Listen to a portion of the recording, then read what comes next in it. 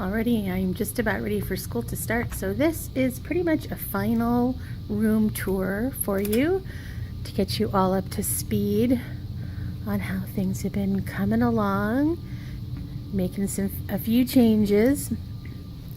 So I decided to move my mailboxes over here so they'd be accessible for the students. I've got my indoor recess games down here. I'm going to need those because our playground's not going to be done for a couple of months. I have stickers with their numbers on them. I'll be sharing their numbers with them when on the first day of school. That will also be the number of their Chromebook, and it's also the same color sticker to help them keep track of things. I decided not to use these two end hooks because it was just too much in the way of the mailboxes. Still some construction stuff here. We have reading supplies up here. We have leveled readers down here. You notice I've got things labeled about label maker. Help me remember where everything is.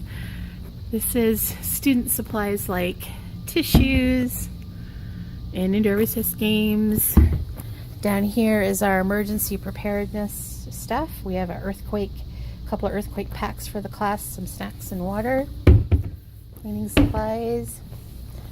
Down here are science experiment material stuff. Some more up here. We have some books, science books and social studies books. More materials for science. Got math manipulatives up here. Got all the student supplies set out for those who don't have them. I've got all of my place value blocks in bins ready to go. Extra construction paper, more paper. This is for students to use tape and staplers. Paper. We have paper in here, more paper in here, more supplies down in here. I've shown you this before, but math learning center games, reading learning center games. Up here at the top are visuals, displays, posters, and such. So our nonfiction classroom library starts here and goes all the way down. I have a sign to remind the kids that nonfiction goes down and fiction goes across. So all the books are here. My husband put the labels on all the bins. So now they're facing outward, which looks so awesome. We have a few over here, but that's okay. I have my Super Improvers wall up here and my key. I have our learners poster. Right here I have a basket that is full of the paper stuff for the first days of school. I haven't organized it yet, but usually what I do is every week, like on Thursday or Friday, I organize all the papers for that week. So all I have to do, like my first thing on Monday is going to be on the top. I just pull it off and we're just ready to go. I have my math board finally done. All the magnets up. I had to get a bunch more magnets. And these little monsters are going to be our success criteria. So we have a 2-eyed monster for our level 2, a 3-eyed monster for level 3, and a 4-eyed monster for our level 4. Some magnetic things there. We have cursive, alphabet. Same thing over here for reading.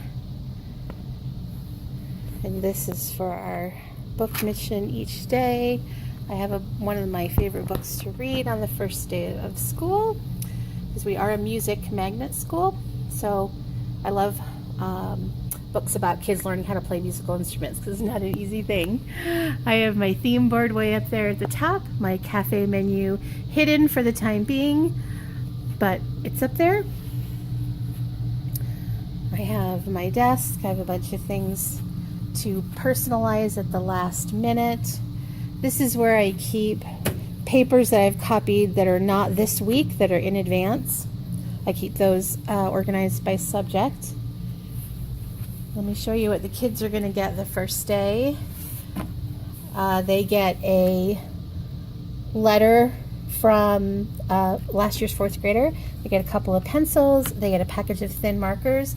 I used to have kids just use crayons and then highlighters, but I find actually it's cheaper for them to buy a whole set of colored markers than it is to buy just one highlighter for a student. These are like 97 cents. And that way they can do all sorts of colorful things in their interactive student notebook. I give them their own pencil sharpener and their own glue with a tap and glue lid, because that saves on glue. And I swear on liquid glue for interactive student notebooks. They also have their reading books in there. We haven't gotten their math books yet.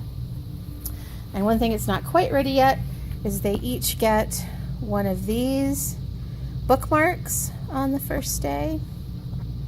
Also, another first day activity is to decorate these canvas bags, which are going to be used for Daily 5. I've got markers in here in the center of my group table for various things. I've got a bunch of chips because on the first day I'm going to do a little activity that was inspired by my principal talking about a story that he had heard of. It was with soda, and he said what you do is you take a bunch of cans of soda. Some you really shake up and some you don't, and you lay them out for the students, and they look at them. They're all going to be alike on the outside, but some are going to explode when you open them and some aren't. So I thought that was a great idea, but I thought I don't really want exploding soda all over. So I thought about I could do the same thing with bags of chips, that I could crush up some of the bags of chips and pass them out and talk about how the bag is the same, it looks the same, but sometimes the chips are crushed. So I'm providing snack on the first day with that little object lesson. I've got my word nerd wall. This is for our affixes program. I originally just had the B border around this, but I found it was just too light against the tan wall. So since the magnets were black and white polka dot, I decided to get some black and white polka dot border. Excuse me, and now it really pops. For this one, this space is going to be shared by science and writing. I have down here, sneak a peek of my supplies. Down here at the bottom, you can see they're labeled. These are for my students that come to my classroom for other subject areas like intervention and science. So they're filled with supplies for them. So we have glue, we have markers, we have a bag of crayons there in the back for them to share. I have my book boxes that are seating and storage of multiple copies of books. I have my morning multiples wall, which I also bordered in the black and white border. This is my thoughtful spot. I need to make a sign for it, but I've got my Think It Over sheets. Actually, they're not mine. They're from a person on our team, which is awesome that she would share that with us. And I have some books that I read the first week of school to help kids. You know, some kids like to read while they're here. I have little activities, little things for them to play around with while they're gaining their control back. I also have this timer so they know how long 5 minutes is. And then over here I have my easel. There's a whiteboard behind that and some storage there that I added. And if you're wondering about these signs, I use these for writing, or actually almost for anything, because pretty much we're a standards-based classroom, so everything that they're graded with, and I'm using that in air quotes, is a 4-3-2-1 system. So sometimes we'll get together and students will stand in the corner where what they think they are, and then we talk about how we can get to the next level. Or sometimes I'll assign them to a corner, and usually what I do is with the threes, I have the fours come over and meet with the threes and help them. How do I get from a 3 to a 4? I usually meet with the ones. The one is way over there, and how they can get to 2s.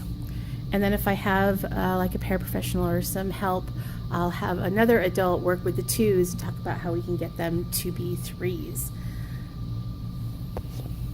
So that's how things are looking the first day of school is exactly 1 week from today. TFN, ta-ta for now.